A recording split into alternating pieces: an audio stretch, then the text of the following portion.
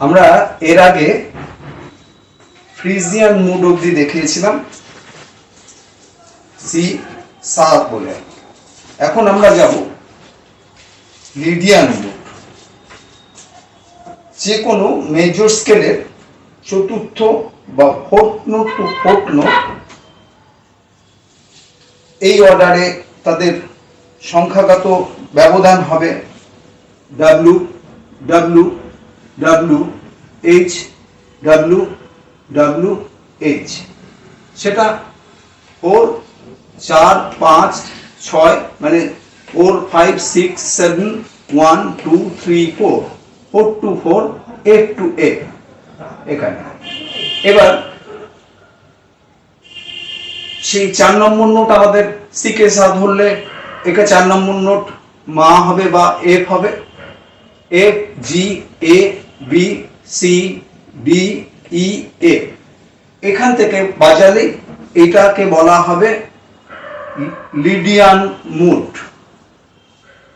আমাদের ইন্ডিয়ান অনুযায়ী আমরা এফ কে সিকে সা বললে এফ মা পা ধা নি সা রে গা মা, মা টু মা। এই মা কে সা বা এক কে সা বললে তাহলে আমাদের হবে সা রে গা করিমা পা ধা শুদ্ধনি সা।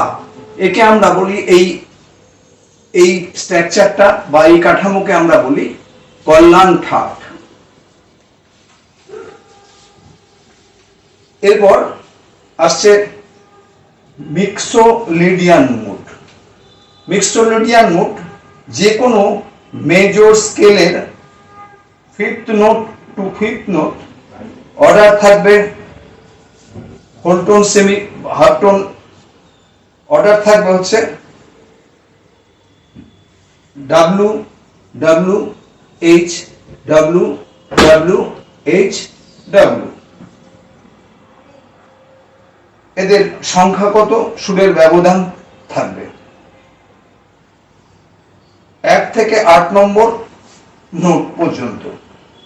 ভারতীয় সঙ্গীতে প্রথম স্বর সা হলে, শুধু ভারতীয় সঙ্গীত নয়, সমস্ত ওয়েস্টার্ন মিউজিক থিওরি অনুযায়ী এই মুড বাজাবার সময় ফার্স্ট নোটকে রুট নোট বা ওদের ডো বলা হবে।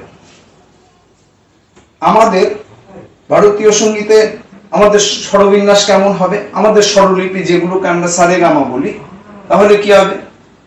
সা রে গা মা পা ধা কোমলনি এবং সা। এই কোমলনি লাগলে আর বাদ বাকি শুদ্ধস্বর লাগলে সেটা খাম্বাস ঠাটের অন্তর্গত। খাম্বাস ঠাট যেটা মিক্সো এওলিয়ান মুড এবং অঙ্গাঙ্গী ভাবে জড়িত।